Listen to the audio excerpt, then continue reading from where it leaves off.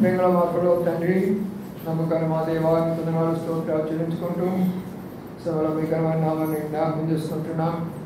ప్రభావికి వచ్చిన బిడ్డ వాటికి కదమ స్తోత్రాలు, ఆరాధించిన బిడ్డ వాటికి కదమ స్తోత్రాలు, ఆరాధనలు స్వీకరించి వాటికి కావాల్సిన ఆశీర్వాదాలు దయచేయమని ప్రార్థిస్తున్నాం. ప్రభువులను మేము జ్ఞాపకం చేసుకోబోతుంటున్నాం. దానిలో ఉన్న గొప్ప రహస్యాన్ని మేము తెలుసుకుని ప్రోత్సాహం చేయమని వేడుకుంటున్నాం. ఇది అవసరమైన మమ్మల్ని కూడా జ్ఞాపకం చేసుకోవడానికి వచ్చిన ప్రతి బిడ్డతో కూడా సంఘదర్శనం ప్రభావ మా తండ్రి మీరే మాట్లాడుతురావచ్చుగా ప్రార్థిస్తూ విధారాస్తాలకు చెప్పుకుంటూ వందనాలు చెల్లించుకుంటూ ఇచ్చిన అవకాశం కూడా మనసాన్ని స్తుతిస్తూ ఇంకెవరైనా వస్తుంటే తీసుకురమని కూడా ప్రార్థన చేస్తూ యేసు పరిశుద్ధ నామమున స్తుతించి ప్రార్థించి కనపరిచి పెట్టుకుంటున్నాము తండ్రి.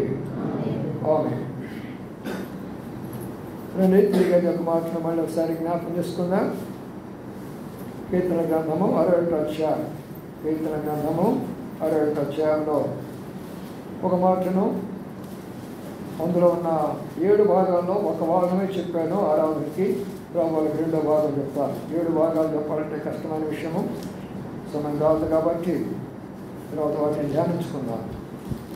కీర్తన గ్రంథం 61 చూద్దాం. 2వ వచనాన్ని అందరూ కలిసి 2వ వచనం. నా ప్రాణం తరగతిగా భూమికంతము మొదలుపెట్టుతున్నాను, నేను ఎక్కలేనంత ఎత్తైన కొండపై నన్ను ఎక్కించుము. తిరిగి మత్తయి సువార్తలో ఒక మాట కూడా జ్ఞాపకం చేసుకున్నాం. 18వ అధ్యాయం. మత్తయి సువార్త 18వ అధ్యాయంలో మరొక మాటను మనం ఇక్కడ జ్ఞాపకం చేసుకున్నాం. 11, 12 వచనాలు కలిసి ఉన్నాయి, కలిసి చదువుకుందాం. మత్తయి సువార్త 11, 12.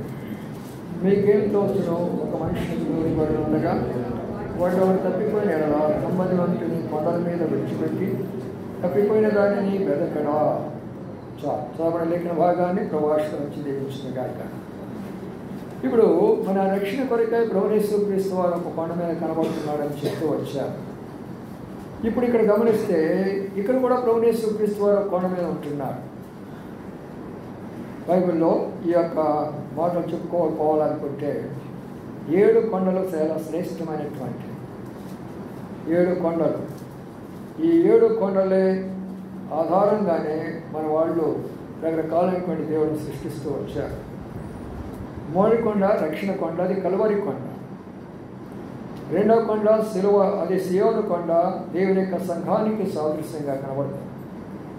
3వదిగా ప్రభువు యేసు క్రీస్తు వారు ఆ యొక్క బోధన చేసేదాన్ని బోధన కొండ అంటూ వచ్చారు. 4వ కొండ ఆయన ఒలివ కొండలో ప్రార్థన చేసి ఆయన ఆ ప్రార్థన ద్వారా అనేక విషయాలు జరిగిస్తూ వచ్చాడు. 4 కొండలు అక్కడ మనం చూస్తూ వచ్చాం. 5వ కొండలోకి వెళ్ళినప్పుడు ఆయన ఆ యొక్క శోధన కొండెక్కినాడు. ఆయన శోధన కొండెక్కేసేసి అనేకమైన శోధనలు సైతాను శోధించబడి వాటిని చేపొందిన వాడిగా కనబడుతుంటున్నాడు. తర్వాత మరి మత్తయి సువార్త 17లోకి వస్తే దానిని రూపాంతర కొండ అంటారు. ప్రభువు ప్రార్థన చేసినప్పుడు రూపమంతా కూడా మారిపోయి పరలోక మహిమను అక్కడ కనబడుతున్నది. ఇక 7వదిగా చూస్తే కొండ మీద నుండి ప్రభు పరలోకానికి వెళ్ళిపోతూ వచ్చాడు. శిష్యులందరూ చూస్తుండగా ఈ రకంగా 7 అనుభవాలు 7 కొండలు ఉంటూ వస్తున్నాయి. ఒక కొండను గురించి చెప్పాలంటే గంటసేపు చెప్పాలి. అందుకని మీకు ఊరిక జస్ట్ హెడ్డింగ్స్ మాత్రమే చెప్తున్నారు. చాలా సంఘాలు, పెద్ద సంఘాలు ఉన్నాయి కానీ వాడికి వాక్యం లేదు. మన సంఘంలో వాక్యం ఉన్నది కానీ ప్రజలు మాత్రము మరి వారికి అలాంటి యొక్క ఆశను కనబడలేకపోతూ ఉంటున్నారు. ప్రియమైన సోదరులారా, కొండ అనేది ఎందుకు రాయబడిన దేవుని వాక్యంలో? విశ్వాస జీవితాన్ని కొండ ఎక్కడం అంటే చాలా కష్టతరమైన విషయం. మనం ఒకసారి ఫస్ట్ ఫ్లోర్లోనే ఉండాలంటేనే దిగాలంటేనే కష్టపడుతూ వస్తాం. 2వ ఫ్లోర్కి ఎక్కి దిగాలంటే ఇంకా కష్టపడుతూ వస్తాం. అలాగా 5 ఫ్లోర్లు మనం ఎక్కి దిగాలంటే ఇంకా కష్టపడుతూ వస్తాం. అలాంటప్పుడు కొండ మీదకి ఎక్కి దిగాలంటే ఎంత కష్టపడాలో చూడండి. అందుకనే ప్రభువు యేసు క్రీస్తు వారు ఆయన తన కొండగా పోల్చుకున్నాడు. ఆ కొండ మీద ఆయన కనబడుతున్నాడు. ఆయన ప్రత్యక్షత కొండ మీద కనబడుతున్నది కాబట్టి ఈనాడు గుణదల మాత అనే కొండ మీద దేవుడు పెట్టుకొని పూజలు చేస్తుంటున్నారు. హైందవులు తిరుపతి గుడిలో దేవుడు అనే పేరుతోటి వాళ్ళు పూజలు చేస్తూ ఉంటున్నారు. మరి రకరకాలైనటువంటి యొక్క ముస్లింస్ సైతము అనేక కొండల మీద మసీదులు కడుతూ వచ్చినారు. దీనంతటికీ కారణము బైబిలే. ఆయన ప్రత్యక్షత కొండల మీద వస్తూ వచ్చింది. ఆయన ప్రత్యక్షత కొండల మీద కనబడుతూ వస్తూ వచ్చింది. అందుకనే చాలామందికి 7 కొండలు అనేటటువంటి యొక్క అర్థాన్ని తెలుసుకోలేకపోతున్నారు. ఎందుకు వారు ఆ మాట పెట్టారు వారికే తెలియదు. కానీ నేను తిరుపతి యూనివర్సిటీలోనే చదివాను. తిరుపతి యూనివర్సిటీలోనే చదివాను. తిరుపతి యొక్క మందిరంలోనే అనేకసార్లు బోధించాను. అయితే ఒక్కనాడు కూడా ఆ యొక్క తిరుపతి యొక్క కొండకి ఎక్కినట్లు కానీ లేక వాళ్ళతో పోయినట్లు కానీ నేను చేయలేదు. కానీ ఎన్ని కొండలు ఉన్నాయో లెక్కేసడానికి కిందకి వెళ్ళాను. నేను కిందకి వెళ్ళి చూస్తుంటే అన్నీ ఒక కొండే కనబడుతున్నాయి కానీ 7 కొండలు కనబడటం లాగా. కాకపోతే ఎలాగుందంటే ఇట్లా ఉంటుందన్నమాట. ఎలాగుంటుందంటే ఒకదాని తర్వాత కూడా అలాగా ఉన్నదానిని వాళ్ళు 7 కొండలని పోలుస్తూ వస్తూ వచ్చారు. 7 అంటే సంపూర్ణమైనటువంటి సంఖ్య. 7 సంపూర్ణమైన సంఖ్య అంటే అక్కడ సంపూర్ణమైనటువంటి దేవుడు ఉన్నాడనేటటువంటి యొక్క అనుభవంతోటి భారతీయ పండితులు ఏం చేశారంటే దానికి 7 కొండలవాడ అని పేరు పెట్టినారు. బైబిల్ గ్రంథంలో 7 కొండల గురించి అద్భుతంగా రాయబడుతూ వచ్చింది. ఇంకొక రహస్యం ఏం తెలిసిన, ప్రపంచంలో 2 స్థలాలు ఉంటాయి 7 కొండలు అనే పేరు. మొదటి స్థలము భారతదేశం కాగా రెండో స్థలము రోమారాజ్యం. ఈ 2 స్థలాల్లోనే 7 కొండలు ఉంటాయి. ఒకటి భారతదేశంలో, 2 రోమారాజ్యంలో. అవునా కాదా? 2 వాక్యంలో చూద్దాం. ప్రకటన గ్రంథంలో 17 అధ్యాయం, ప్రకటన 17లో ఇవి చాలా లోతైనటువంటి వర్తమానాలు. ఇది అర్థం కావాలంటే చాలా కష్టతరమైనటువంటి విషయం. చూద్దామనండి. అక్కడ ప్రకటన గ్రంథము 17 అధ్యాయంలో 3వ వచనం ఉందామండి. అప్పుడు అతడు ఆత్మవశుడైన నన్ను అరణ్యములకు కొనిపోగా దేవదూషణ నామములతో నిండుకొని 7 తలలను 10 కొమ్ములను గల ఎర్రని మృగము మీద కూర్చుని ఉండిన ఒక స్త్రీని చూచింది. ఆ స్త్రీ ధూమ్ర రక్తవర్ణము గల వస్త్రము ధరించుకొని బంగారముతోనూ రత్నములతోనూ ముత్యములతోనూ అలంకరింపబడినదై ఏమైన కార్యములతోనూ తాను చేయించున్న వ్యభిచార సంబంధమైన అపవిత్ర కార్యములతోనూ నిండిన ఒక సువర్ణ పాత్రను తన చేత పట్టుకుని దాని నొసట దాని పేరు ఇలాగ రాయబడి ఉండెను. మర్మము వేశ్యలకును భూమిలోని ఏమైన వాటికి తల్లి అయిన మహాబబులోను మరియు ఆ స్త్రీ పరిశుద్ధుల రక్తము చేతను యేసు యొక్క హతసాక్షుల రక్తము చేతను మధ్యలో ఉండుట చూశాను. ఇక్కడ ఉన్న మాటలను గమనిస్తే రోమా రాజ్యంలో మరి 7 కొండల మీద ఒక స్త్రీ కూర్చుంటున్నది. అంటే ఒక రాజ్యం, ఒక పరిపాలకుడు. ఆయన ఎవరో కాదు, పోపు గారే. ఆయన అక్కడ కూర్చోబోతుంటున్నాడు. రేపు ప్రపంచమంతా కూడా వాక్యానుసారంగా ఒకే పరిపాలన జరగబోతున్నది. అది చాలా దగ్గరకు వస్తున్నాయి పరిస్థితులన్నీ కూడా. అందుకనే రాజ్యాలన్నీ కూడా ఒకటి అయిపోతుంటున్నాయి. కొన్ని దేశాలు ఒకవైపున, కొన్ని దేశాలు ఒకవైపు అయిపోతున్నాయి. ఆ తర్వాత ప్రపంచం మొత్తానికి ఒకే కాయిన్, అంటే రకరకాల రూపాయలు, రూబుల్స్, డాలర్స్ ఇవన్నీ ఉండవు. అది యూరోప్ కంట్రీలోంచి అది ఒకటే ప్రారంభించబోతుంటున్నారు. అందుకనే ప్రియమైన సోదరి సోదరులారా 7 కొండల మీద కూర్చున్నటువంటి ఒక స్త్రీ కనబడుతున్నది. ఏషమైనటువంటి స్త్రీ, రోమా రాజ్యంలో కూర్చున్నటువంటి ఒక స్త్రీ. అనగా అక్కడ ఉన్నటువంటి యొక్క వారందరూ కూడా ఆ కొండల మీదకి ఎక్కేసి ఆ రోమా ప్రజలందరూ కూడా, ఆ రోమన్ వాళ్ళందరూ కూడా అక్కడ ఆరాధిస్తారు. కాబట్టి అమాయకులైన భారతీయ రోమన్ క్యాథలిక్కులు కూడా కొండలకి ఎక్కేసి ఆరాధన చేస్తూ వస్తారు. గ్రంథాలు చదవాలా, పరిశుద్ధాత్మ యొక్క అభిషేకం కావాలా, నేను వాక్యాన్ని అర్థం చేసుకోవాలి. అప్పుడు మనం ఆత్మీయంగా బలపడగలము. అందుకనే ఈ యొక్క మనం గమనించినట్లయితే ఆ స్త్రీ ఎలాంటి స్త్రీ అంటే భయంకరంగా అనేకుల రక్తాన్ని తినేసిందంట, తాగేసిందంట. ఆ స్త్రీ అంటే ఆ దేశం, ఆ రాజ్యం, ఆ పరిపాలన అనేక మంది రక్తాన్ని, అనగా రోమా రాజ్యంలో అనేక మందిని హతమార్చి వారి రక్తానంతా కూడా తాగినటువంటిది రోమా రాజ్యం. నీరో చక్రవర్తి కానీ, సీజర్ చక్రవర్తి కానీ, అగస్టన్ చక్రవర్తి కానీ, ఇలాంటి గొప్ప గొప్ప చక్రవర్తులు ప్రపంచాన్ని గడగడలాడించినటువంటి వారు. ఈ చక్రవర్తులు సామాన్యమైనటువంటి వారు కాదు. నీరో చక్రవర్తి అనేటటువంటి ఆయన ఆ పట్టణాన్ని అంతా కూడా తగలబెట్టేసేసి, యెరూషలేము పట్టణాన్ని అంతా కూడా తగలబెట్టేసేసి ఆయన ఏం చేస్తున్నాడంటే ఒక వీణ తీసుకొని తన ఇంటిలో ఉండి నవ్వుకుంటూ పాటలు పాడుకుంటున్నాడు ఇంగ్లీష్లో. అంత ఘోరాతి ఘోరమైన వ్యక్తి. అది తగలబడుతుంది, అక్కడ పట్టణం తగలబడిపోతుంటున్నది, ఇక్కడ ఆనందపడుతూ ఉంటున్నాడు. అంత ఘోరమైనటువంటి ఒక స్త్రీ మనకు ఒక దేశానికి పోల్చబడుతూ వచ్చింది. స్త్రీ ఒక సంఘానికి పోల్చబడుతూ వస్తుంది. బైబిల్ 3 విధాలుగా అర్థం చేసుకోవాలి. నేటి దినాలు అనేక మంది యవనస్తులు బైబిల్ తీసుకొని బయటకు వస్తున్నారు బోధలు చేయడానికి, కానీ వారికి ఏ అనుభవం కనబడటం లేదు బైబిల్లో. బైబిల్ని అర్థం చేసుకోవాలనుకున్నప్పుడు మొట్టమొదటిగా అక్షర రూపంలో రాయబడి ఉంటుంది, రెండవదిగా ఆత్మీయ రూపంలో రాయబడి ఉంటుంది, మూడవదిగా అలంకార రూపంలో రాయబడి ఉంటుంది. ఈ 3 సత్యాలు మనం తెలుసుకోవాలన్నప్పుడు పరిశుద్ధాత్మ మనకు సహాయపడాలా, పరిశుద్ధాత్మ మనకు ప్రత్యక్షత ఇవ్వాలా, అప్పుడు మనం దాన్ని అర్థం చేసుకుంటాం. అందుకని నా ప్రియమైన సోదరులారా, ఈ యొక్క 7 కొండలు ప్రపంచంలో 2 స్థలాల్లో ఉంటాయి. ఒకటేమో భారతదేశంలో, రెండేమో రోమా రాజ్యంలో. అందుకనే ప్రపంచంలో ఉన్నటువంటి యొక్క దేవతలందరూ కూడా ఎక్కడ ఉన్నారంటే భారతదేశంలో ఉన్నారు. ఏ దేశంలో లేనటువంటి యొక్క 33 కోట్ల దేవతలు అనుకునే వారు అందరూ కూడా భారతదేశంలో ఉన్నారు. ఎందుకంటే ఆ యొక్క శైతాను యొక్క దృష్టి అంతా కూడా భారతదేశం మీదే ఉంది. ఈ భారతదేశం మీదే ఎందుకు కొన్నేస్తున్నాడంటే అమాయకమైనటువంటి ప్రజలు. ఒకప్పుడు సింధు నాగరికతల గురించి మనం చదివితే కట్టుకోవడానికి సరైన బట్ట ఉండేది కాదు, ఉండటానికి ఇల్లు ఉండేది కాదు, తాగడానికి నీళ్లు ఉండేటటువంటిది కాదు, ఇంటిలో వెలుగు ఉండేటటువంటిది కాదు.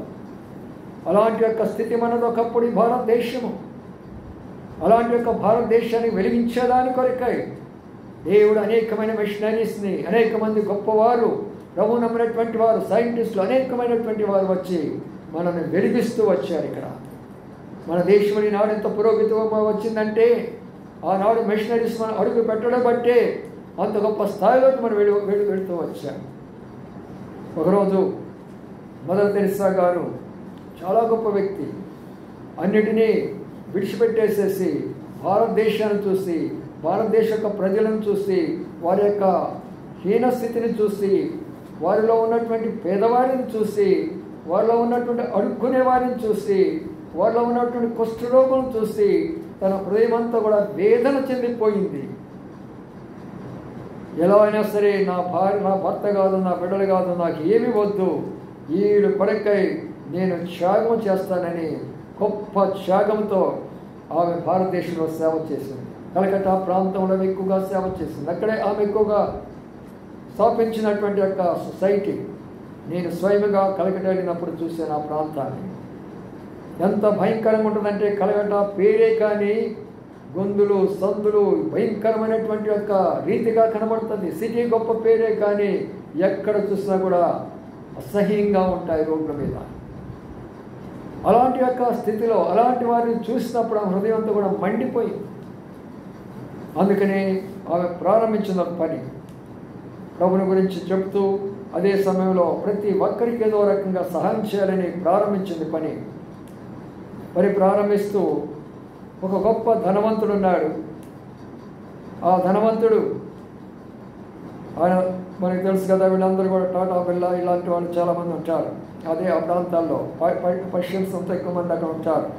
ఇప్పుడు ఉన్నటువంటి వాళ్ళందరూ కూడా ఎవరో కాదు, వీళ్ళంతా మాదీయులు, పార్సీకులు, బైబిల్లో ఉన్నటువంటి వారి అంబానీ కానీ వీళ్ళు ఎవరైనా సరే అంతా బైబిల్ నుంచి వచ్చినటువంటి వాళ్ళే. ఒక ధనవంతుని దగ్గరికి వెళ్ళారు. ఆ ధనవంతుని దగ్గరికి వెళ్ళేసి ఆమె అడిగింది, అయ్యా చాలామంది పేదవాళ్ళు ఉన్నారు, దిక్కులేని వాళ్ళు ఉన్నారు, ఆకలితో ఉన్నవాళ్ళు ఉన్నారు, రోగాలతో పడి ఉన్నవాళ్ళు ఉన్నారు, వీరిని ఎవరు పట్టించుకోవడం లేదు. నా చేతనంత వరకు అక్కడి నుంచి సమస్తాన్ని విడిచిపెట్టుకొని ఇక్కడికి వచ్చాను. ఏదైనా నువ్వు నాకు సహాయం చేయాలనుకుంటే ఈ ప్రాంతానికే నువ్వు ధనవంతుడని చెప్పారయ్యా, నీ దగ్గరకు వస్తున్నాను, ఏదైనా నాకు ఇస్తావా అని చేయించాపోయింది. ధనవంతుడికి ఏముంటుంది చెప్పండి? ధనవంతుడికి ఏముంటుంది? గర్వం ఉంటుంది. వారికి ఎంత కోపం వచ్చిందంటే, నువ్వు పాడుదానివి, ఎక్కడో అక్కడి నుంచి వచ్చేసి మా దేశానికి వచ్చి మతం మారుస్తున్నాను అని చెప్పేసి ఎంత కోపంతో తిట్టి ఆ చేతిలో భయంకరంగా ఊసేసాడు. ఆమె చేతిలో ఊసాడు. ఆమె ఏం చేసిందంటే ఆ చేతిని అలాగా పెట్టుకొని గుండె దగ్గర పెట్టుకొని, సరే ఈ ఉమ్మిని నా కొరకే ఇచ్చేవయ్యా, నాకు సంతోషమే, ఈ ఉమ్మిని నాకు ఇచ్చేవ సంతోషమే, కానీ ఈ చేతికేమి ఇస్తావయ్యా? ఈ చేతికేమి ఇస్తావు నీవు? ఆయన చెలించిపోయినాడు, ఆశ్చర్యపోయినాడు. ఏ హిందువుల్లో కూడా నేను ఇలాంటి చూడలేదే. ఇంతమంది ఉన్నారు మన వాళ్ళు, ఒక్కరు కూడా ఇలాంటి సహనము, ఇలాంటి ఓర్పు, ఇలాంటి యొక్క ప్రేమ ఎవరిలో నేను చూడలేకపోయినానే. ఈ తల్లి ఏంది ఇంత గొప్ప తల్లి అని అప్పుడు వెంటనే తన మనసు మార్చుకొని, అమ్మా నన్ను క్షమించు, నేను అందరిలాగా అనుకున్నానమ్మా, ఇంత క్షమాపణ నీలో ఉంటుందని, ఇంత ప్రేమ నీలో ఉంటుందని, ఇంత చక్కగా నువ్వు నాతో మాట్లాడుతావు నేను అనుకోలేదమ్మా. ప్రభు ఆయనలో కార్యం చేశాడు. తన ధనాన్ని బట్టి, సగానికి సగం ధనాన్ని బట్టి అక్కడ పెద్ద బిల్డింగ్ కట్టేసి అక్కడ ఒక ఆశ్రమాన్ని స్థాపించాడు. అది క్రైస్తత్వం అంటే. రావడం, కూర్చోవడం, 4 మాటలు వినటం, 4 మాటలు ప్రార్థన చేసుకోకపోవడం క్రైస్తత్వం కాదు ప్రియులారా. క్రైస్తత్వంలో గొప్పవారు పేదవారు ఉండరు.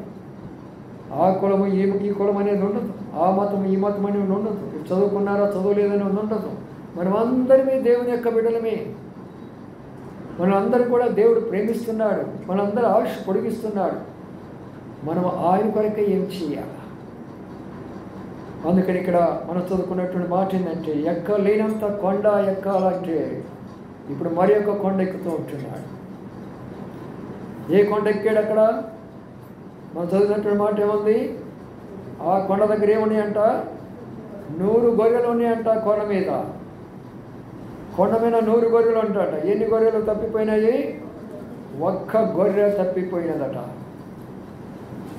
అక్కడేమో రక్షణ కొరకై, అక్కడ రక్షణ కొరకై కలువరి కొండెక్కినటువంటి ప్రభుయేసు క్రీస్తు వారు ఇక్కడ సంఘమ కొరకై ఈ కొండనెక్కుతూ ఉంటున్నాడు. రెండవ కొండ సంఘము లేక సియోను కొండ అంటారు. హెబ్రీ రాష్ట్ర పత్రికలు అంటారు అన్నమాట. ఇది సియోను కొండ. చూడండి హెబ్రీ రాష్ట్ర పత్రిక. హెబ్రీ రాష్ట్ర పత్రికలో ఈ కొండను గురించినటువంటి లోతైన అనుభవంలో మనం జ్ఞాపకం చేసుకుందాం. మీకు అర్థమయ్యే రీతిగానే చెప్తున్నాను అనుకుంటున్నాను. అర్థం కాకపోతే జాగ్రత్తగా వింటూ రండి. చూడండి 12:22 12:22. ఇప్పుడైతే సియోను కొండకును జీవము గల దేవుని పట్టణమునకును అనగా పరలోకపు యెరూషలేమునకును వేవేల కొలది దేవదూతల యొద్దకును పరలోకమందు రాయబడి ఉన్న జ్యేష్ఠుల సంఘమునకును. చూసారా ప్రియులారా? పరలోకంలో రాయబడిన జ్యేష్ఠుల సంఘంలోకి మీరు వచ్చారు. ఇప్పుడు ఎవరండి పరలోకంలో ఉన్న జ్యేష్ఠులు? ఎంతమంది ఉన్నారు తెలిసిన? పరలోకంలో జ్యేష్ఠులు ఎంతమంది ఉన్నారు? జ్యేష్ఠులు అంటే అర్థం ఏంటి? అది సంస్కృత పదం. జ్యేష్ఠులు అంటే అర్థం ఏంటి తెలిసిన? అదే జ్యేష్ఠులు అంటే పెద్దవారు. ఎవరి పెద్దవారు అంటే ఇశ్రాయేలు 12 గోత్రాలకి ఒక్కొక్కరు లెక్కన 12 మంది. అలాగే క్రైస్తవ వాళ్ళందరి కొరకై 12 మంది శిష్యులు. ఆ 12 ఈ 12 ఎంతమంది అయ్యారు? 24 పెద్దలు అయ్యారు. ఈ 24 పెద్దలు పరలోకంలో ఉంటారు. ఆ సంఘంలో నిన్ను నన్ను ఉంచారు. బాప్టిస్టులో కాదు, పెంతెకోస్తులో కాదు, లూథరన్లో కాదు, లేకపోతే రకరకాలైనటువంటి దానిలో ప్రభు అన్న ఉంచలా. ఏ సంఘం అయితే పరలోకంలో 24 పెద్దలలో ఆ పెద్దలేసినటువంటి సంఘములో మనం ఉన్నాము. అందుకని ఇక్కడ రాస్తూ వచ్చినాడు మనం ఉన్న సంఘం ఎలాంటి సంఘం అనేది, ఎలాంటి సంఘం ఇది అనేది మనం అక్కడ చూస్తూ వస్తే చదువుతున్న మాట చూడండి ఏముంది. ఈ సంఘములో కొన్న మాటలు చూడండి ఎంత బాగున్నదో. ఏముంది అక్కడ అంటే, ఇప్పుడైతే సియోను కొండకు జీవం గల దేవుని పట్టణానికి సంఘంలో ఏముంటుందండి? జీవం గల దేవుని సంఘము. సంఘంలో ఏముండాలి చెప్పండి? జీవం ఉండాలి. Life, they should be spiritual life. ప్రతి ఒక్కరిలో కూడా జీవం ఉండాలి. ఏమిటి ఆ జీవము? ప్రభు కొరకైనటువంటి జీవం. చాలామంది ఎందుకు ఓడిపోతున్నామంటే మనలో జీవం లేదు. అందుకనే ప్రభు అన్నాడు, నేను మీకు జీవం ఇవ్వడానికి, అది సమృద్ధి జీవం ఇవ్వడానికి, నిత్య జీవం ఇవ్వడానికి కొరకు నేను వచ్చానన్నాడు. జీవం అంటే మానవస్ పొందాం, అయిపోయిందా? సమృద్ధి జీవంలోకి రావాలా. సమృద్ధి జీవం అంటే ప్రార్థన అనుభవంలోకి రావాలా, ఒలివ కొండెక్కాలా, వాక్యాన్ని నేర్చుకోవాలా, బోధన కొండెక్కాలా, శోధన జయించాలా, శోధన కొండెక్కాలా. ప్రియమైన సోదరి సోదరులారా, ఎన్ని రకాల కొండలు ఉన్నాయో ఒక్కసారి అర్థం చేసుకోనండి. అందుకనే క్రైస్తవ జీవితం అంటే అంత సులభమైనటువంటి విషయం కాదు. మనం ప్రార్థన చేస్తూనే ఉంటాము, బైబిల్ చదువుతూనే ఉంటాము, కానీ ఎంతవరకు మనలో జీవం పనిచేస్తున్నది, ఆ జీవం మనలో ఎంతవరకు పనిచేస్తున్నది, అది ఎప్పుడైనా మనం అర్థం చేసుకున్నామా? ఆ జీవం ఎంతగా పనిచేస్తున్నదో.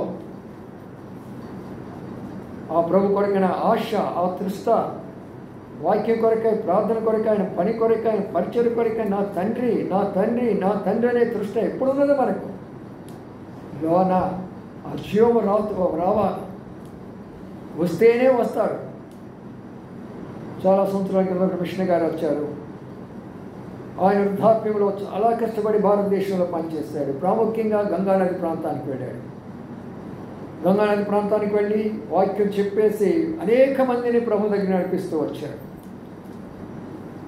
అనేక మందిని ప్రభు నడిపిస్తూ వచ్చాడు. అనేక మంది ఆ ప్రాంతంలో ఉన్న వారందరూ కూడా ఆనాడు మరీ కట్టర్ హిందువులు, అలాంటి వారు కూడా మారుతూ వచ్చారు. ప్రియమైన సోదరి సోదరులారా, అయితే ఆయన వ్యాధిగ్రస్తుడైపోయినారు. ఆయన స్కాట్లాండ్ వెళ్ళిపోయిన తర్వాత ఒక మీటింగ్ పెట్టేసి, ఆ మీటింగ్లో అనేకులు పిలిపించి, యవనస్తులు అనేకులు కూర్చున్నప్పుడు ఆయన లేచి చెప్తూ ఒక మాట చెప్తూ వచ్చాడు.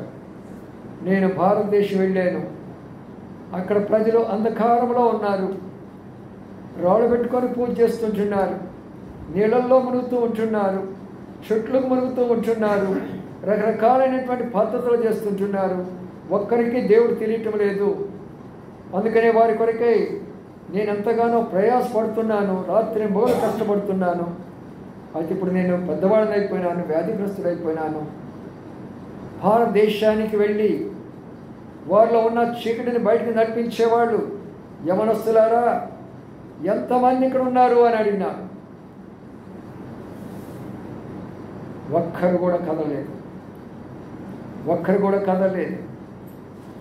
అప్పుడు అన్నాడు ఆయన, ఇదే సమయంలో విక్టోరియా రాణి కానీ భారతదేశానికి వెళ్ళి మీరు ఫలానా పని చేయమంటే ఎంతమంది యవనస్తులు ముందుకు వస్తారో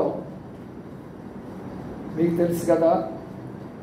ఒక విక్టోరియా రాణి ఇచ్చినటువంటి ఒక పిలుపు కొరకు ఎంతమంది వెళుతున్నారే, పరలోకంలో ఉన్నటువంటి ప్రభునేసు క్రీస్తు వారిచ్చే పిలుపు కొరకై ఎంతమంది వెళుతుంటున్నారు అంటుంతో ఆయనకి గుండె దడ అంతా వచ్చి కళ్ళు పడిపోయినాడు. పులిపీఠ మీద. ఆయనకి ఏం తెలియలా. హాస్పిటల్ తీసుకొని వెళ్ళే ట్రీట్మెంట్ ఇచ్చారు డాక్టర్. కొంచెం స్మృతిలోకి వచ్చేసాడు.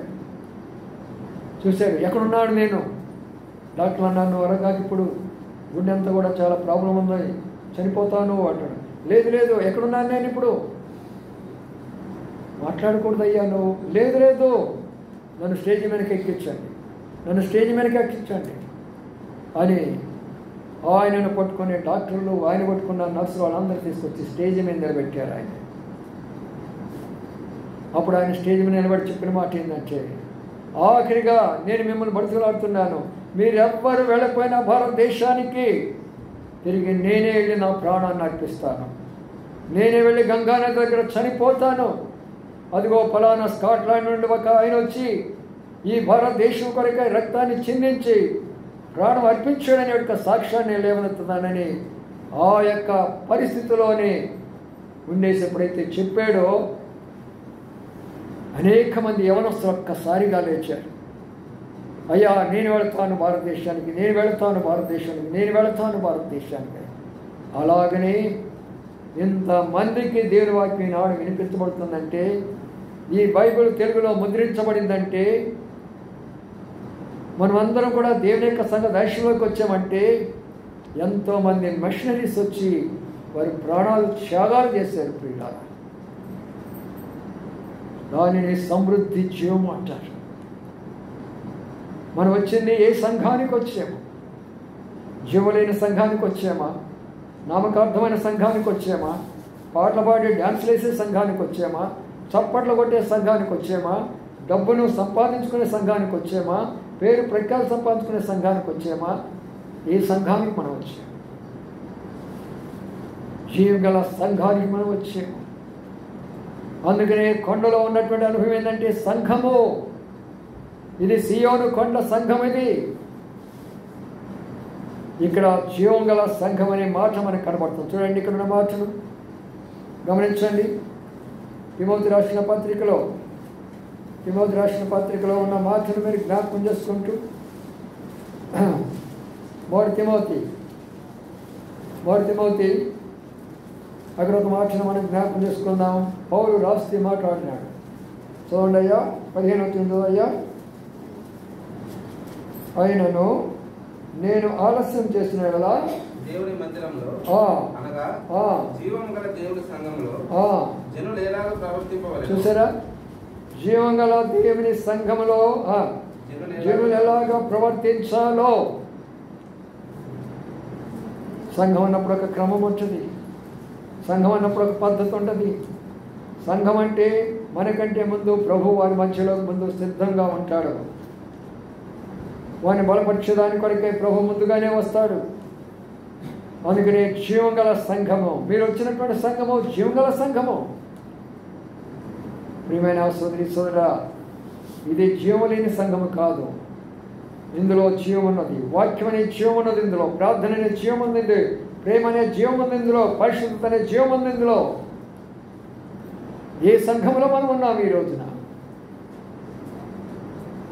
అందుకని అనేక మంది ఈరోజు తప్పిపోయిన గొర్రెల్లా వెళ్ళిపోతుంటున్నారు. కొండల మీద ఎందుకు ప్రభా కొండకి ఎక్కాడని చెప్తున్నాను. ఇప్పుడు మూల కొండ అయిపోయింది ఆరాధన కొరకే. ఎందుకు ఆ కలవరి కొండకి ఎక్కాడో చెప్పాను.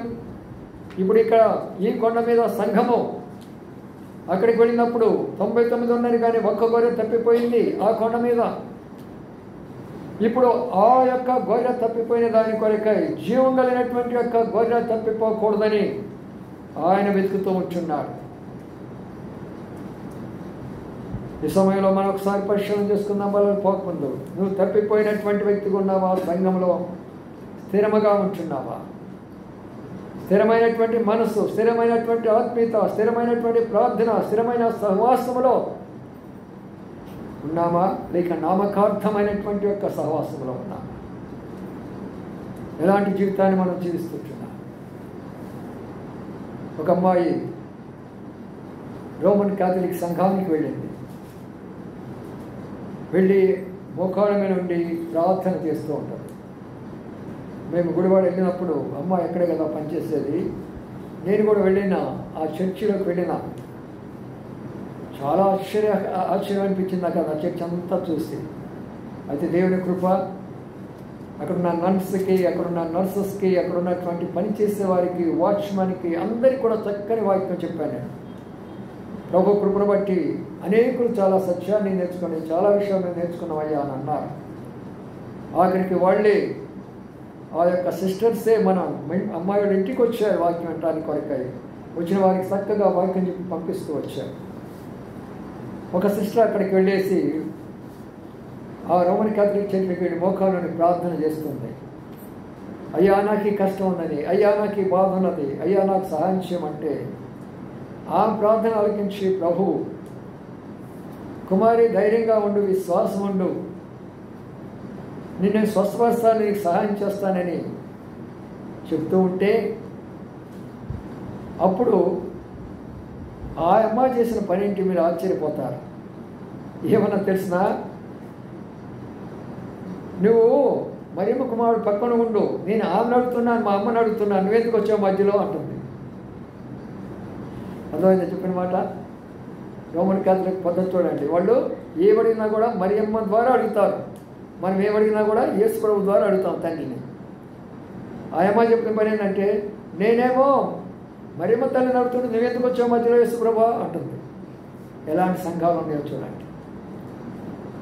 జీవం గల సంఘము, అపోస్తుల యొక్క బోధ, ఆత్మీయమైనటువంటి సంఘము. ఏ సంఘంలో మనం ఉన్నాం? రాత్రి క్రమణస్తులు బోధ చేస్తూ చెప్తుంటున్నాడు. అమాయకుడు ఏం చేస్తాడు పాపం, తెలియదు వాళ్ళకి. దేశమా గంతులేయమన్నాడు కాబట్టి అందరు గంతులేయమని అందరి చేత గంతులేపిస్తున్నాడు. అక్కడ ఒకరు కాదు, ఇద్దరు కాదు, 100,000 మంది ఉన్నారు అక్కడ. బైబిల్ ఎక్కడున్నమాట? పాత నిబంధనలో ఉంది.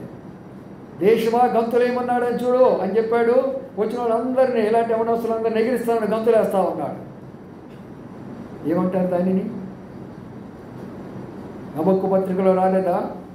శైతానుడు వల చేసి వలలోకి వచ్చిన వాళ్ళందరూ కూడా ఏం చేశారని ఉన్నాయి, వాళ్ళందరూ వలలోకి వచ్చిన వాడు గంతులేస్తానంట. రండి ఆ మాట కూడా చూపిస్తాను, ఆ మాట కూడా చూపిస్తానండి. ఇక్కడ మనం జ్ఞాపకం చేసుకున్నాం. హబక్కుకు వీళ్ళు తెలియటం వల్ల వాడు వల్ల ఉన్నారని తెలియక పాపం అమాయకులైపోతున్నారు. జీవం లేని సంఘాలు, ఆత్మీయగాని సంఘాల్లో ఈనాడు ఉంటున్నారు. అందుకని ఆ కొండ మీద తప్పిన దాని కొరకై ప్రభువు యేసు క్రీస్తు వారు ఆ కొండెక్కేసి, తప్పిపోయినావా నీవు? ఎక్కడ తప్పిపోయినావు? ఎందుకు తప్పిపోయినావు? కారణం ఏంటి అని అడుగుతూ ఉంటున్నారు. రండి, ఇక్కడ ఉన్న మాటను హబక్కు రాసిన పత్రిక పుస్తకంలో 1వ అధ్యాయంలో ఉన్న మాటను 10వ వచనం అంటున్నాడు. వాడు గాలము వేసి మానవులందరూ గుచ్చి లాగి ఉన్నాడు. వాడు తన వలలో వారిని కూర్చుకొని సంతోషపడి గంతులు వేయుచున్నాడు. కావున చాలు, ఇక్కడ మాట చూసారా? వాడు ఏం వేశాడంట? ఉరులేసి ఏం దేనిలోకి లాగాడంట? వలలోకి లాగాడంట. వల అంటే ఇంగ్లీష్లో ఏం చెప్పండి? వల అంటే ఇంగ్లీష్లో ఏమంటారు? నెట్ అంటారు. నెట్ అంటారు కదా. నెట్ తెలియని వాడు ఎవరున్నారు ఇప్పుడు? ఏం కూర్చున్నవాడు నెట్ లేకపోతే. నిన్న నేను అక్కడికి వెళ్ళేసి వస్తున్నాను, బోర్పేట వైపు వస్తూ ఉంటే ఒక తల్లి ఆటోలో కూర్చుంది. ఆమె చూస్తుంటే అసలు చదువు లేదు, సంధి లేదు, చినిగిపోయినటువంటి వస్త్రాల్లా కనబడుతున్నది. చాలా ముసలమ్మ. ఇట్లా చూసినప్పటికీ దాన్ని ఏమంటారంటే మామూలు కాదు, అది స్మార్ట్ ఫోన్లో చాలా పెద్ద ఫోను, చాలా ఖరీదైన ఫోన్ పెట్టుకొని అది తీసుకొని వాళ్ళ అమ్మాయితో మాట్లాడుతుంది. నేను ఆశ్చర్యపోయినాను. ఈమెకి ఈ వయసులో, ఈ వృద్ధాప్యంలో ఇలాంటి ఒక పరిస్థితిలో ఎంత పెద్ద ఫోనా ఎవరిస్తున్నారంటే అది వాళ్ళ తప్పు కాదు. నెట్టేస్తాడు ఒకడు. శైతానుడు ఏం చేస్తున్నాడు? ఆ నెట్లోకి లాగుతున్నాడు వీళ్ళందరినీ. వలేస్తున్నాడు, యవనస్తులను వలేస్తున్నారు. అందరికీ ప్రతి ఒక్కరు వలలో వేసుకుంటా ఉన్నారు. ఆ వలలో పడిపోతున్నారు ప్రతి ఒక్కరు కూడా. ఆ వలలో పడుతున్నారు, సినిమాలు చూస్తున్నారు, వలలో పడుతున్నారు, షార్ట్ ఫిల్మ్ తీస్తున్నారు, వలలో పడుతున్నారు, చేయడానికి కార్యాలు చేస్తున్నారు, వలలో పడుతున్నారు. అనేకమైనటువంటి జీవితాలు జీవిస్తుంటున్నారు. ప్రియమైన సోదరులరా, వాడు వలలేసుకొని గంతులేస్తున్నాడు. ఆ గంతులే ఇప్పుడు ఈ గంతులు. సంఘంలో మర్యాద ఉండాలా, సంఘంలో క్రమం ఉండాలా, సంఘంలో మౌనం ఉండాలా, సంఘంలో దేవుని యొక్క మహిమ మనకు కనబడాలా. సంఘాలు పేర్లు చెప్పుకొని బైబిల్ వాక్యం చూపించి గంతులేయమన్నాడని చెప్పేసి అమాయకమైనటువంటి క్రైస్తవులు గంతులేపిస్తుంటున్నారు. ఆ గంతులేసేది ఎవరంటే యోధా జనాంగం. అది ఇశ్రాయేలుకు సంబంధించింది, మనకు కాదు. చదవండి ఇక్కడున్న మాటను. 1 కొరింథీ రాసిన పత్రిక 14వ అధ్యాయంలో ముగింపులోకి వస్తున్నాను, జాగ్రత్తగా వినండి. 40 వచ్చిన ఆఖరి భాగం నేను చదువుతున్నాను. సమస్తము మర్యాదగాను క్రమముగాను జరుగునీయుడి. ఎలా జరగాలి చెప్పండి? మర్యాద, పద్ధతి, నాట్యాలు కట్టడము, గంతులేయటము, చప్పలు కొట్టడము, హల్లెలూయా చెప్పడము, కింద పడిపోవటము, పైకి లేవటము, వాళ్ళ మీద పట్టడము, ఈడలేవి పట్టడం. అందుకనే రెండో కొండ ఎక్కాల్సి వచ్చింది ప్రభువు యేసుక్రీస్తు వారు.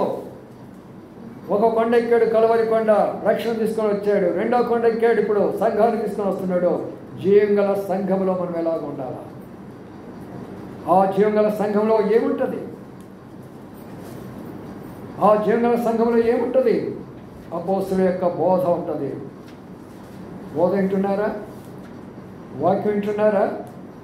బైబిల్ పట్టణానికి రాగలుగుతున్నారా?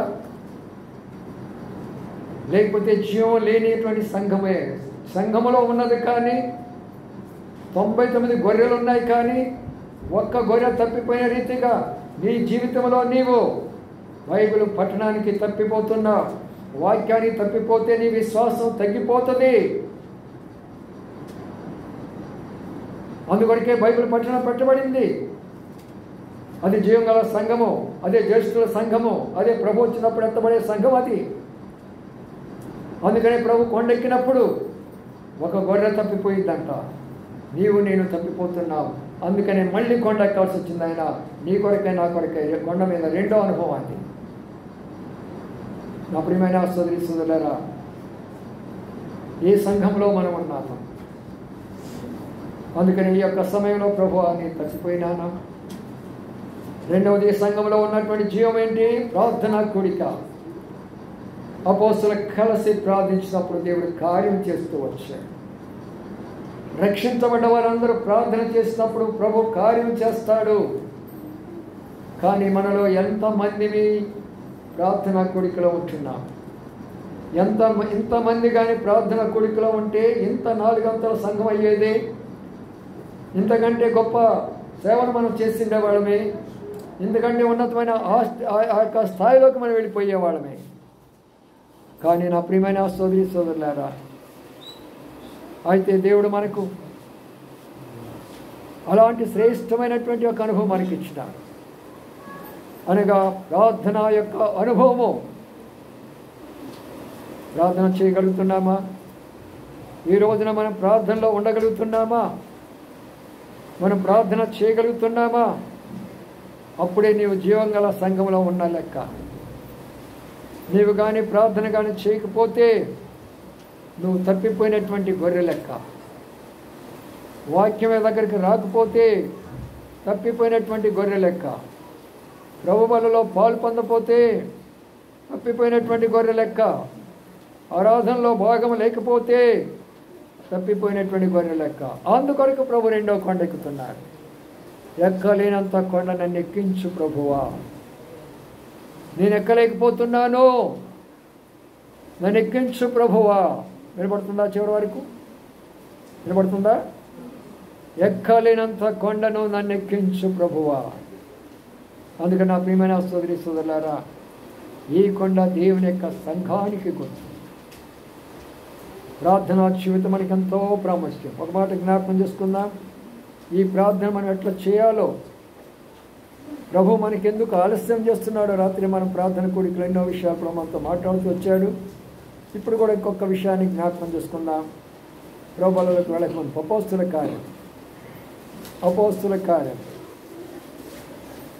అపోస్తుల కార్యంలో ఒక మాట చదవండి. ఇక్కడ ఉన్న మాటను మనం గమనిస్తే 44 వచ్చిన నేను చదువుతున్నాను.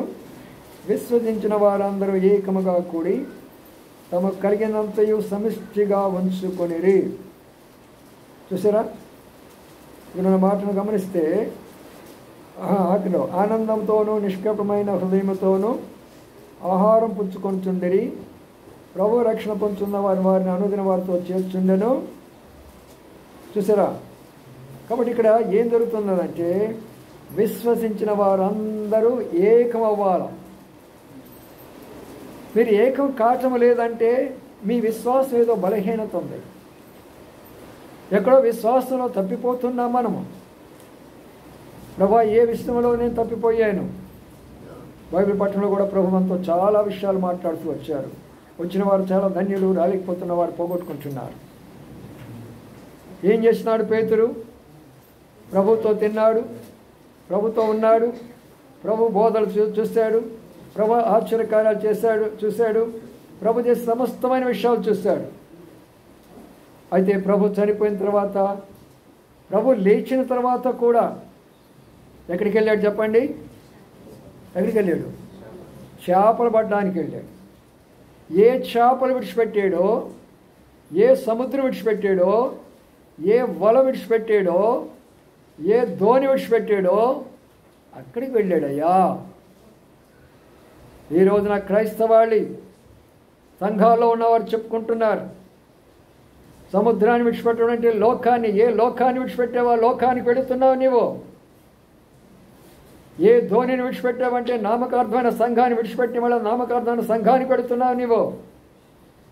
ఏ వలను విడిచిపెట్టావంటే జీవం గలటువంటి దేవుని యొక్క వాక్యాన్ని, అపోస్తల బోధన విడిచిపెట్టేసి నామకార్థమైన బోధలోకి వెళ్ళిపోతున్నావు నీవు. చేపలు పట్టడానికి వెళుతున్నావు, విశ్వాసాన్ని కోల్పోయినావు. పేరుకు మొదటి యొక్క ఆయన శిష్యులు. నా ప్రియమైన సోదరులారా, ఈ మధ్యాహ్న కాల సమయంలో మనం పరీక్షించుకోవాలా ప్రభు దగ్గర. నా కొరకై ప్రభువా, నన్ను వెతికే దాని కొరకై ప్రభువా ఈ కొండనెక్కినావా? 100 గొర్రెలు అక్కడ ఉన్నాయి కదా, ఆ గొర్రెలతో నీకు తృప్తి లేదా? మరి నన్ను ఎతకడానికి వచ్చావా ప్రభువా? ఈ కొండకు మళ్ళీ నీవు వచ్చావా? ఆ కొండెక్కావు, మరణించావు. ఆ కొండెక్కావు, నా కొరకై రక్తం కార్చావు. ఆ కొండెక్కావు, నా కొరకై ప్రాణం పెట్టావు. నన్ను నీ కుమారుడిగా, కుమార్తెగా చేసుకున్నావు. అయితే నేను తప్పిపోయినాను. నా దోషంలో, నా పాపంలో, నా కార్యాల్లో, నా అతిక్రమంలో, నేను చేసే అనేకమైనటువంటి పరిస్థితులన్నిటిలో తప్పిపోయినటువంటి నా కొరకై నన్ను వెతకాలా ప్రభువా? నీవు నన్ను వెతకాలా నీవు ప్రభువా? అవును, నీవు నా కుమారుడివి, తప్పిపోయినావు. నేను వెతుకుతానే ఉంటాను. నీవు నాకు దొరికేంతవరకు వెతుకుతానే ఉంటాను. నీవు మందులో చేరేంతవరకు వెతుకుతానే ఉంటాను. నా మేతను నువ్వు తినేంతవరకు వెతుకుతూనే ఉంటాను. నన్ను బాధ పెట్టాలంటే నీవు అలాగా జీవించు. నన్ను బాధ పెట్టాలంటే అలాగా నీవు జీవించు. ప్రియమైన సోదరులారా, ఒక్కసారి మనం అర్థం చేసుకుందాం. ప్రతి ఒక్కరు కూడా ఇక్కడ ఉందాం. మనం అందరం కూడా పరిశీలన చేసుకొని ప్రభు యొక్క బలలోకి వెళ్ళబోతుంటున్నాం. 2వ కొండ యొక్క అనుభవాన్ని మనం చూస్తూ వచ్చాం. ఈ కొండ దేవుని యొక్క సంఘము, జీవంగల దేవుని సంఘము, ఆత్మీయమైనటువంటి సంఘం. ఆ సంఘంలో చేరి ఆయన ఏమంటున్నాడంటే, ఇదిగో ఇది నా శరీరము, నన్ను మీరు జ్ఞాపకం చేసుకోవడానికి చేయమని చెప్పాడు. వస్తున్నావు కానీ జ్ఞాపకం చేసుకుంటున్నావు ప్రభుని? ఇక్కడ కూర్చున్న వాళ్ళందరమీ అందులో మనము చేయగలుగుతున్నామా? ఎందుకని తృణీకరిస్తున్నావా ప్రభుని? రోసివేస్తున్నామా ప్రభుని? వద్దనుకుంటున్నామా ప్రభుని? నీవు నాకు అవసరం లేదనుకుంటున్నావా ప్రభుని? ఒక్కసారి బాగా ఆలోచన చేయండి. కొన్ని సంవత్సరాల కిందట అబ్రహం లింకన్ గారు అమెరికా పరిపాలించే దినాల్లో ఆయన దగ్గర ఉన్న ఒక ఆయన చెప్పాడంట, ఫలానా వ్యక్తిని, చాలా నమ్మకమైన వ్యక్తి, ఫలానా ఉద్యోగంలో తనకు ప్రమోషన్ ఇచ్చి మంచి స్థానం ఏమని చెప్పాడు. అప్పుడు ఆయన ఏమన్నాడంటే, అబ్రహం లింకన్ గారు, ఆవిడ దానికి సరిపోడు, ఆ యోగ్యత లేదు, తను నమ్మకస్తుడు కాడు, అందుకని నేను తనకు ఆ యొక్క విషయాన్ని నేను ఆ జాబ్ నేను ఇవ్వను అని అన్నాడు. అప్పుడు ఆయన చెప్పిన మాట ఏంటంటే, ఆయన ఎందుకు అయ్యాడు తెలిసినా, నువ్వు చెప్పిన ప్రతి మాట ఎందుకు వినటం లేదో తెలిసినా, నువ్వు ఆజ్ఞాపించిన ఎందుకు చేయటం లేదో తెలిసినా, నువ్వు లంచం తీసుకోమంటే లంచం తీసుకోలేదు, మోసం చెప్పమంటే మోసం చేయలేదు, అబద్ధాలు చెప్పమంటే అబద్ధం చెప్పలేదు, రాజకీయ నాయకుడికి నువ్వు ఎన్నో పనులు చెప్పినావు, అవన్నీ తను చేయలేదు. ఎందుకు చేయలేదంటే తను క్రీస్తుని వెంబడిస్తున్నాడు. నీ దేశంలో ఉంటూ, నువ్వు ప్రెసిడెంట్గా ఉంటూ ఆ క్రీస్తుని వెంబడించలేకపోయినావు నీవు. అయితే ఈ వ్యక్తి అయితే క్రీస్తుని వెంబడించాడు కాబట్టి అంత నీతిగా బ్రతుకున్నాడు. అప్పుడు అబ్రహాం లింకన్లో మార్పు వచ్చింది. అప్పుడు విగ్రహాలను ప్రేమించడం మొదలుపెట్టాడు. అప్పుడు సమానమని చెప్పాడు. అప్పుడు అమెరికాలో ఒక ఉద్యమాన్ని తీసుకొని వచ్చాడు. అందుకని ప్రియమైన సోదరీశ్వరులరా, సంఘం అంటే సామాన్యమైన సంఘం కాదు. ఇలాగ సంఘంలో అనేకమైన అంతస్తులు అయిపోయిన తర్వాత ఆఖరి అంతస్తులో మనం మార్చబడి ప్రభు వచ్చినప్పుడు ప్రభుత్వ పరలోకంలో ఉంటాము. అవన్నీ చెప్పుకునేదానికి ప్రభు సమయం ఇస్తాడు మనకు. బైబిల్ పట్టణాన్ని పోగొట్టుకోకండి, ప్రార్థనను పోగొట్టుకోకండి, ఆరాధన పోగొట్టుకోకండి. ప్రభు వచ్చే సమయం దగ్గరికి వస్తుంది. రండి ప్రార్థన చేసుకుందాం. అందరూ మోకాళ్ళ మీద రండి, కళ్ళు మూసుకోనండి. అటువైపు ఇటువైపు దయచేసి చూడవద్దు, హృదయాల వైపు చూసుకోండి. ప్రియమైన సహోదరి సహోదరులారా, ప్రభు నీతో మాట్లాడుతున్నాడు. నీవు తప్పిపోయినావు, వాక్యంలో తప్పిపోయినావు, ప్రార్థనలో తప్పిపోయినావు, సహవాసంలో తప్పిపోయినావు, ప్రభువులలో తప్పిపోయినావు, ఆయన సేవలో, ఆయన పరిచర్యలో తప్పిపోయినావు. ఆయన వెతుకుతున్నాడు, ఎక్కలేనంత కొండెక్కుతున్నాడు నీ కొరకై. ఆయన కష్టపడతావా? ఎక్కువ ప్రభా, ఇంకా ఎక్కువ, ఇంకా ఎక్కువ, ఇంకా ఎక్కువ అని చెప్తావా? ఉన్నావా? 99 అక్కడే ఉన్నాయి. సహవాసంలో ఉన్నవి, చక్కని ఆహారం తింటున్నవి, కాపరి యొక్క కాపరత్వం కింద ఉన్నవి, భద్రంగా ఉన్నవి, క్షేమంగా ఉన్నవి. బయటికి వెళ్ళినావు, ఎన్ని కష్టాలు, ఎన్ని బాధలు, నామకార్థమైన జీవితము, మార్పు లేనటువంటి జీవితము, సంతోషము సమాధానం లేనటువంటి జీవితం జీవిస్తున్నాము. పరిశీలన చేసుకుందాం. ఎక్కడెక్కడ తప్పిపోయినామో, ఎక్కడెక్కడ పడిపోయినామో ప్రభు దగ్గర క్షమాపణ కోరుకుందాం. ప్రభు క్షమిస్తాడు, ప్రభు మన్నిస్తాడు. తిరిగి ఆయన బలలోకి మనం సిద్ధపరుస్తాడు. అలాగే మనం పరిశీలించుకుంటూ ఉందాము.